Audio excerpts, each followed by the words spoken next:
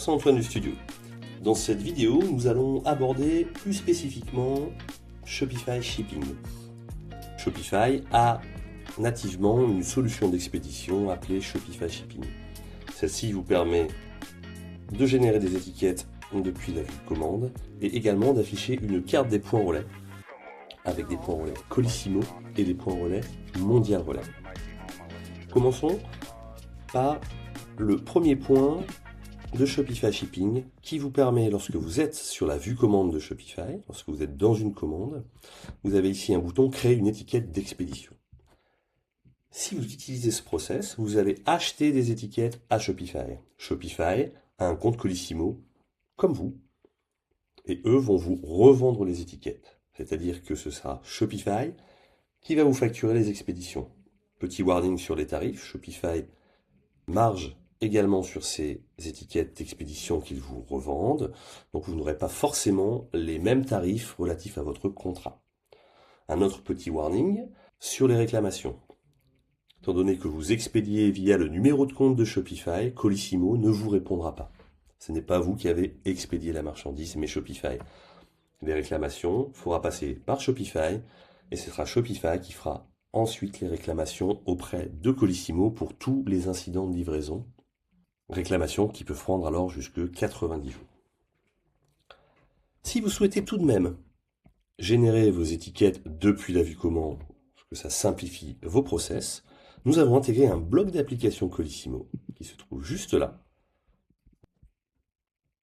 Ce bloc d'application apparaît et vous allez pouvoir gérer votre commande, modifier le point relais, modifier l'adresse du client, gérer vos assurances, vos retours, directement depuis la vue commande, générer vos étiquettes. Voilà pour le premier point Shopify Shipping que nous voulions aborder avec vous. Le deuxième point, via Shopify Shipping, est l'affichage de la carte des points relais avant le paiement. Comme vous le savez, Shopify empêche les développeurs d'applications de pouvoir insérer des blocs d'application dans le checkout, sauf pour les clients qui sont en Shopify Plus. Via l'application, la sélection des points relais se fait donc après le paiement. Avec Shopify Shipping, lorsque vous êtes dans Expédition et livraison, dans les modes de livraison supplémentaires, vous avez un accès point retrait.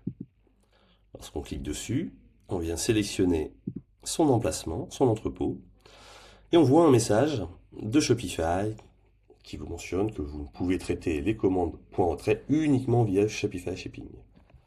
Votre application Colissimo officielle vous permet aujourd'hui de pouvoir utiliser la carte des points relais de Shopify Shipping avant le paiement et de venir tout de même synchroniser les commandes avec l'application et de pouvoir générer vos étiquettes avec votre compte Colissimo. Pour cela, au niveau du statut de l'emplacement, je viens cocher la case. Dans les tarifs de points retrait, je vais cliquer sur les trois petits points, modifier le tarif. On va sélectionner Colissimo et uniquement Colissimo, car l'application ne pourra pas récupérer les adresses des points relais Mondial Relais, évidemment. Dans le nom du tarif, pour être sûr que la synchronisation se fasse correctement, on va appeler Colissimo point relais le tarif.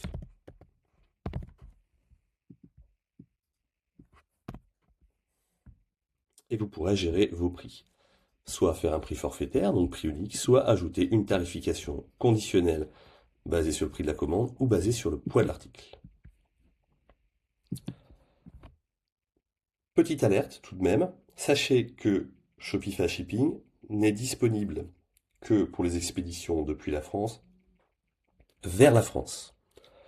Dans le contrat que Shopify a avec Colissimo, ils ont une option qu'on appelle point relais essentiel. Donc via cette carte, vos clients n'auront accès qu'aux 2/3 du réseau point relais de Colissimo. Voilà pour ce petit point Shopify Shipping qui nous paraissait important d'aborder avec vous. C'est terminé pour cette vidéo. Si vous avez des questions, n'hésitez pas à nous contacter via la petite bulle d'aide en bas à droite et nous laisser un petit mot. Voilà, on arrive à la fin de ce tuto, j'espère qu'il vous aura été utile. Si c'est le cas, n'hésitez pas à vous abonner à la chaîne du studio, ça vous permet de ne rien manquer de nos prochaines vidéos. Retrouvez également tous nos autres tutos dans notre playlist, vous trouverez le lien juste ici. Merci d'avoir regardé jusqu'au bout et à très vite pour un prochain tuto.